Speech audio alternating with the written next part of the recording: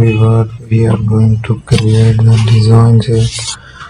I will generate the shapes here to make it a random structure of the shapes. So here we have, then I will go and pick up some custom shapes from the collection of the custom shapes here. So that's a shape. I will try to customize it by using the features here. And then generate another design.